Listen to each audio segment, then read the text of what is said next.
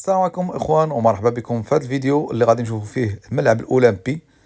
الملعب الاولمبي اليوم بهذا التاريخ ديال 19 ماي الملعب يتم التغليف ديالو بالكامل. كانت هذاك الشيء هي اللي زعما كانت باقا ناقصه، داك لاطاج الاخيره ها هي كملات، بقاو بعض الرتوشات صغارين.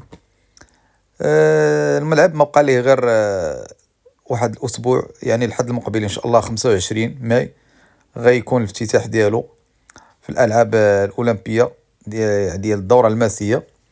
ان شاء الله غنكون تما، ان شاء الله يوفقني الله نمشي ونصور لكم. وبغيت نصور الملعب ونشوف الملعب كي غادي يكون ان شاء الله، نشوفوه بعينينا ان شاء الله. ضروري غادي نصور فيديوهات وغنركزوا على شي حوايج نشوفوا كيفاش داير الملعب، ان شاء الله نكونوا في المستوى. الملعب ما بقى ليه والو، ملي كنقولوا بقى اسبوع يعني كنقولوا الملعب سالا. الحمد لله الملعب تم التجهيز ديالو بواحد الوقت اللي قصير جدا، بواحد الوقت اللي سريع.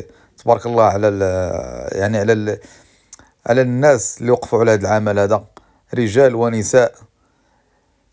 شكرا لكم. بينتو باللي المغاربه راه الا بغاو يديروا شي حاجه راه يقدروا يديروها يعني بحسن من دول اخرين اللي مشروع بحال هذا اللي خاص كيشد لهم سنوات. الحمد لله الملعب يعني في واحد الفتره وجيزه، الملعب واجد. هادشي راه ما يخلي غير اننا نحسوا بالشرف.